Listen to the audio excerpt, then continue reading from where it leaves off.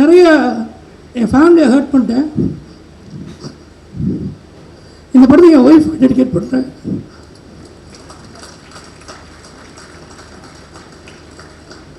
இது ஏன்னு நீங்கள் படம் பார்க்குறப்ப புரியும். ஏன்னா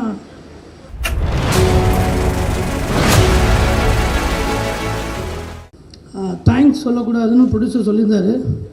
பட் வந்து தேங்க்ஸ் சொல்ல தவிர வேறு எதுவும் தெரில. மாமன் வந்து ஒன்றே ஒன்று சொல்கிறேன். மாமன் வந்து தாய் மாமன் படம் அந்த கதையை வச்சு அதை மெயினாக வச்சு தான் ஆரம்பித்தோம். ஆனால் அது எல்லா உறவுகளுக்கான படமாக வந்து சேர்ந்துருக்கு. ஆரம்பித்தது ஒரு தாய்மாமன் கதையை ஆரம்பித்தோம். இப்போ அந்த சின்ன பையனை எடுத்துகிட்டு வேறு எந்த உறவு வச்சாலும் அது எல்லாருக்குமே அது ஃபிட் ஆகும். ஸோ ஒரு எல்லார் குடும்பத்தில் நடக்கிற விஷயங்களை அண்ணன் வந்து ஒரு கதையாக செம்மையாக ஒன்று பண்ணி வச்சுருந்தாங்க.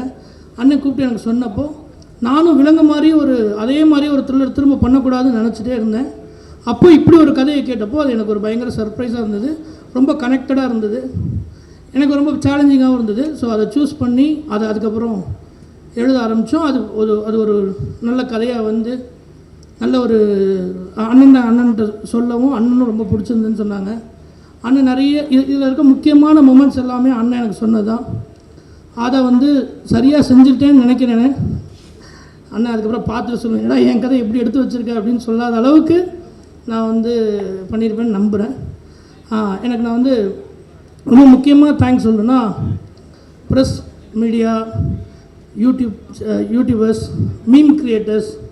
ஏன்னா ஒரு ஃப்ளாப் படத்துக்கப்புறம் என்னெல்லாம் வந்து கடலுக்கு அடியில் புதைச்சிருந்தாங்க. நான் விலங்குன்னு ஒன்று எங்கள் அண்ணன் மதன் அண்ணனும் ஐயப்பண்ணனும் தான் எனக்கு இவ்வளோ பெரிய ஒரு வாழ்க்கையை கொடுத்து என்னை வந்து திரும்ப கொண்டு வர்றப்போ அது எப்படி ஆனாலும் ஒரு சின்ன வெப் சீரிஸ், தமிழில் வெப் சீரிஸே இல்லை, ஒரு சின்னோண்டு வெப் சீரிஸை இவங்க எப்படி பார்த்து ரிசீவ் பண்ணி ரசிக்க போகிறாங்கங்கிறப்போ அந்த ப்ரெஷ்ஷோலேருந்து அந்த விலங்குக்கு வந்து உயிர் கொடுத்து எனக்கு வாழ்க்கை கொடுத்தது வந்து ப்ரெஸ் பீப்புள்ஸும் யூடியூபர்ஸும் மீம் கிரியேட்டர்ஸும் மட்டும்தான். ஏன்னா எனக்கு இவ்வளோ பெரிய படம் வாய்ப்பு கிடச்சதுக்கும் அவங்க தான் காரணம். எப்படி மதன் அண்ணன் ஒரு காரணமோ விமல் அண்ணன் ஒரு காரணமோ எனக்கு வந்து ஒரு பயங்கரமான சப்போர்ட் யார் அப்படின்னா ஜீஃபை காரணமோ எனக்கு பயங்கரமான சப்போர்ட் யாருன்னா என்னோடய ப்ரெஸ் தான்.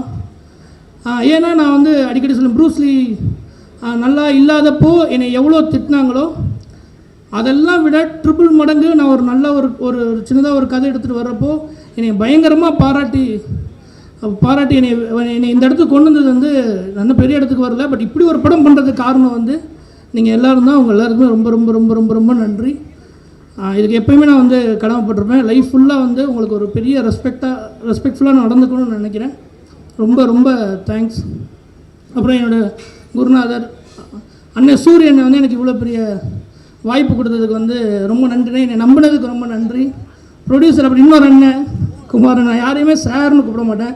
ஸோ எல்லாமே எனக்கு ஏன் இந்த படம் ரொம்ப பிடிச்சிருந்ததுன்னா, நான் ஏன் திருச்சியில் இருக்கேன்னா எனக்கு வந்து இங்கே எனக்கு ரொம்ப இந்த டைரக்டர் அந்த மாதிரி இருக்கிறத விட நான் எங்கள் அம்மாவுக்கு பிள்ளையா, என் ஒய்ஃபுக்கு ஹஸ்பண்டாக, என் தம்பிக்கு அண்ணனா இப்படி இருக்கணும்னு தான் ஆசைப்பட்றேன். அடுத்து என்னுடைய தம்பிகள் அசனேட்டர்னு சொல்ல, என்னோடய தம்பிகளே அவனுங்களே என் அண்ணன் தான் கூப்பிடுவானுங்க. அவனுங்க நாங்கள் எல்லோரும் சேர்ந்து இந்த படத்தோட கேமராமேன் அவனும் எனக்கு ஒரு ஃப்ரெண்டு, எடிட்டர் கணேஷ் அவன் ஃப்ரெண்டு, ஹேஷாம், எல்லோரும் சேர்ந்து ஒரு வேலை செஞ்சுருக்கோம். அதை நீங்கள் பார்த்துட்டு அது எப்படி இருக்குது, ஓவர் ஹைப் பண்ணுறாங்க, நல்லா இருக்குன்னு எனக்கு கொஞ்சம் பயமாக தான் இருக்குது. நீங்கள் எல்லாம் பார்த்துட்டு உங்களுக்கு என்ன தோணுதோ, எப்படி என்னை விலங்குக்கு ஒரு சப்போர்ட் பண்ணிங்களோ அதே மாதிரி சப்போர்ட் பண்ணுங்கள். எல்லோரும் இந்த படத்தை ஒவ்வொருத்தருக்கு டெடிகேட் பண்ணாங்க. நான் நிறைய என் ஃபேமிலியை ஹர்ட் பண்ணிட்டேன். இந்த படத்தை என் ஒய்ஃப் டெடிகேட் பண்ணுறேன்.